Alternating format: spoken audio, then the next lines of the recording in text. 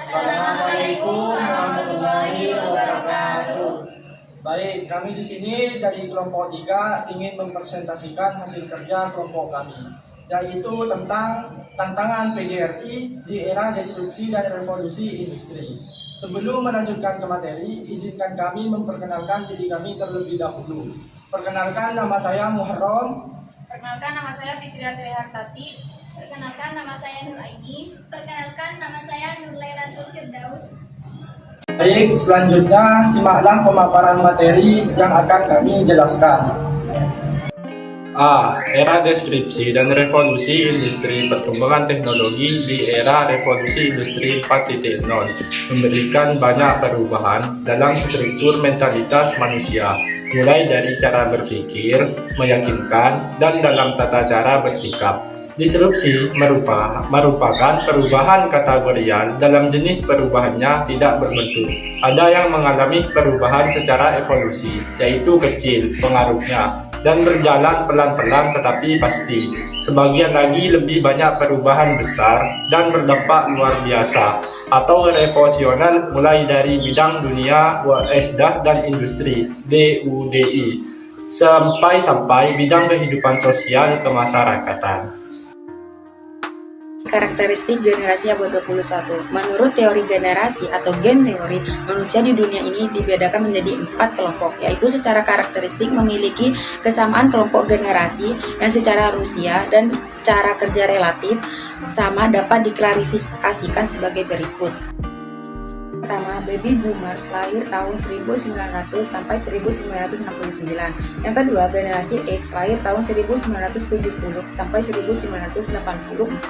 Yang ketiga, generasi Y lahir tahun 1985 sampai 1999. Sedangkan yang keempat, generasi Z lahir tahun 2000 sampai dengan 2015. C. Pendidikan 4.0.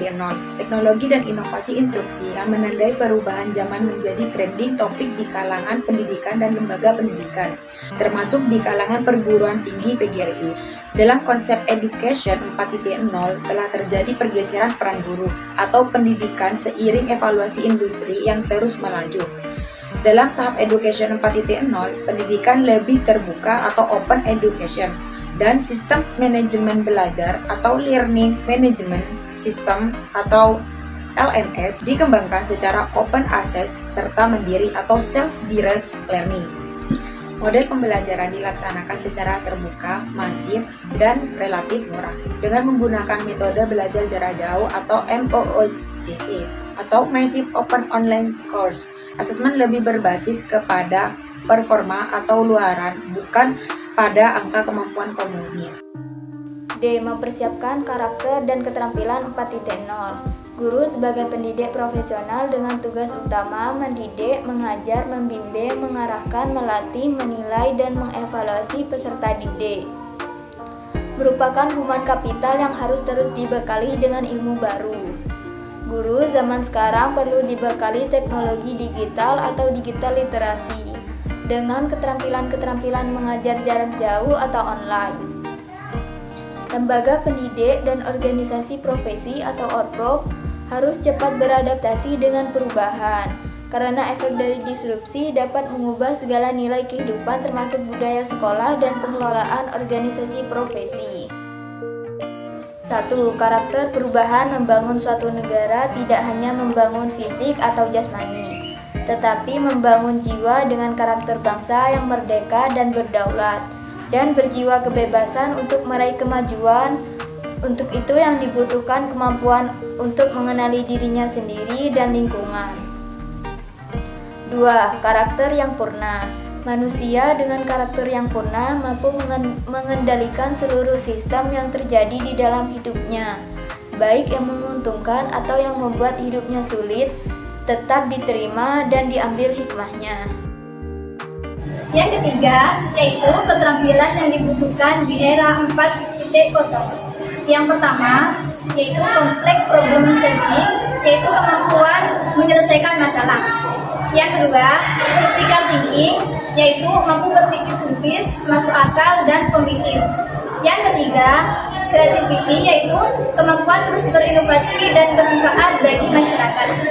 Yang keempat, yaitu people management, yaitu kemampuan untuk mengatur, memimpin, serta memanfaatkan sumber daya alam. Yang kelima, yaitu coordinating with others, yaitu kemampuan menjadi seperti bisa bekerjasama dengan teamwork. Yang keenam, yaitu emotion intelligence, yaitu kemampuan mengatur, menilai, menerima, serta mengontrol emosi dirinya. Yang ketujuh, yaitu judgment and decision making, yaitu kemampuan menarik kesimpulan atas situasi yang terjadi dan mengambil keputusan dalam kondisi. Yang kedelapan, yaitu service orientation, yaitu memiliki keinginan untuk membantu dan melayani orang lain.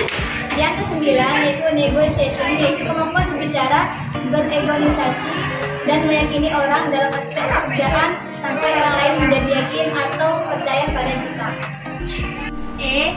Menghadapi fenomena metaverse. Menurut Zuckerberg, metaverse adalah dunia virtual baru masa depan karena manusia sekarang sudah sangat mengandalkan internet untuk berinteraksi. Disimpulkan, metaverse bisa dilihat dari dua sisi, yaitu sebagai media sosial dan peran permainan atau role-playing game. Cukup sekian presentasi dari kelompok kami, kurang dan lebihnya kami mohon maaf. Selamat